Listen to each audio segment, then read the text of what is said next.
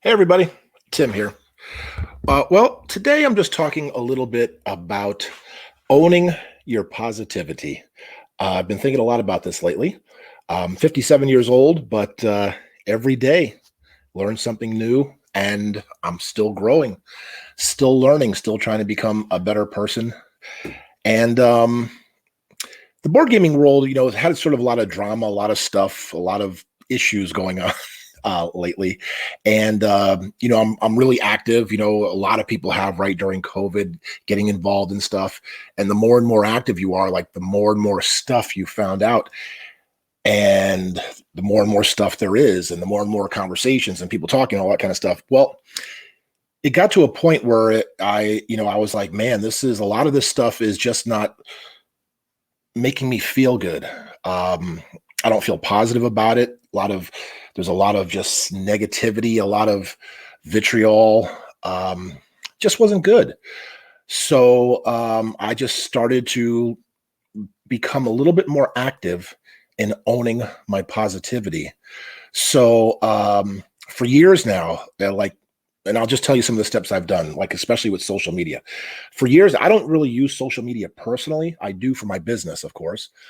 For years now on Facebook, what I do with people, and I even tell everybody, like even my wife, I friend you if I know you. Now it's only if I really, really know you, and then it's just unfollow but stay friends. So I don't really follow anybody. I've done that for years now because there was a point where people post stuff and things again just didn't make me feel good. So then I had to started using Twitter for my business, and I found out that yeah, that kind of stuff happens there too. So I was like, yep, I got to do the same thing. So I started unfollowing any comments or people who commented stuff that just didn't make me feel good, that I didn't feel was positive, that I didn't want to see on my thing. And unfortunately, sometimes if friends or people retweet things that don't make me feel good, then I have to just get rid of that too. And it's nothing personal, of course, right? Because, still friends. It's just I don't want to see that on Twitter. And then I discovered YouTube. You can do that the same thing. So if you don't want to watch me, for instance, you can not have me show up in your feed because you know how YouTube recommends videos and stuff. I'd be like, how did that get there? I don't want to see that. Like, so I found out, did some research, of course, on Google. You can have channels or whatever not pop up. So you can get rid of that too. So I'm just trying to own my positivity and have more control of it. Um, and I've also been inspired by Richard Ham Rado.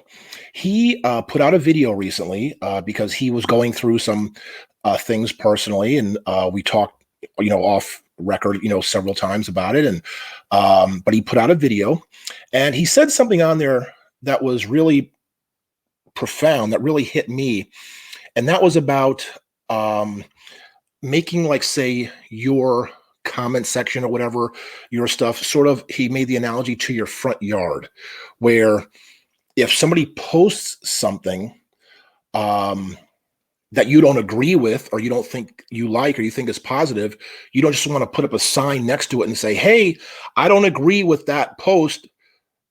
No, you just take that post off your lawn. You don't keep it up. And I used to do that too. I used to keep it up because, again, I'm one of those kind of people. Hey, if you disagree with me, that's fine. And I sort of wanted to have like an open forum. But if it becomes unhealthy or negative or not positive, yes, then it just has to be removed. And I was just really hit by that. And I really thought about that yes, anything that I put out, whether it's this video right here on Twitch or whatever, it has to be sort of my front lawn, and it has to be moderated and cultivated and curated. My manager Grant's been telling me about that for a long time because, again, he's younger than I am, and he knows about social media, and he's been telling me that that's just part of it. That's what you need to do. That's just part and parcel of this world, is having to moderate and do all that kind of stuff. So I've just been a little bit more proactive about it in doing that. And in the board gaming world, also about positivity, there's other things that we can do better at. And I'm going to talk a little bit now about stuff that, you know what, guilty as charged. Again, a lot of these things I'm talking about have to do with self-reflection. And in the board gaming world, we all we want is more inclusivity, right? We want more people at the table. We want more people to game with. We want to spread our joy, our love, our passion for games to more and more people. It's just better for everybody. But with that, we have to be careful of some of the language we use, right? And again, as I said, guilty as charged, and I'm trying so hard to become better at this. But there's been a lot of talk, for example, about the word gateway, whether that is sort of a demeaning word, not a good word or whatever. So there's been talk about it. And again, it's not a matter of too much political correctness. No, it's a matter about we need to be inclusive. We need to watch our language and how it appears to other people, because a lot of times we get caught up with amongst ourselves. And I am severely guilty of this because I'm so invested in the board gaming world, right? I own a board game cafe, run a convention, I'm just in it. So yes, I'm really in it. And I get caught up in using a lot of those terms. But also things like, we put down, say, like some of the classic games, like, Monopoly, sorry, or whatever. We probably shouldn't. And again, yes, I told you I'm guilty. But also terms, right? Other things, like, for example, when people say, oh, that's such a mean game. That's not a good term to use, right? Because if you say that, first of all, why would somebody want to play? So you're sort of excluding and instead of including them. And if you do get them to play, you don't want them thinking, man, if I do that really good move, I'll be really mean. No, it's a good move. Like, for example, diplomacy, right? People say, oh, diplomacy, I'll lose friends. And I'm like, no, I played diplomacy. And I'm like, no, if you have stab me in the back, whatever you want to call it, betray me, do these kind of things, whatever, we've made a deal, whatever, and it's really good, you'd become a better friend. Like if you made an awesome move, if you totally blindsided me or did whatever, and I mean, that's part of the game. That's awesome. I don't see it as a negative. I see it as a positive. So again, we just think we just need to be careful of some of these terms we use.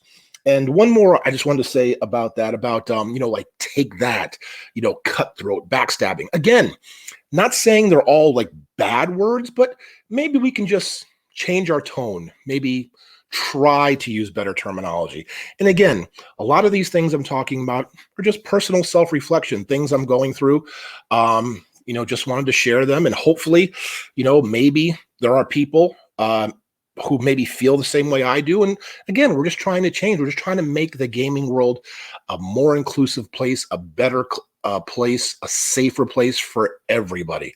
So, yeah, I'm starting to own my positivity. And if you really, really want to sort of do that too, there are ways, there are methods right below in the comments. We can share, we can talk about it.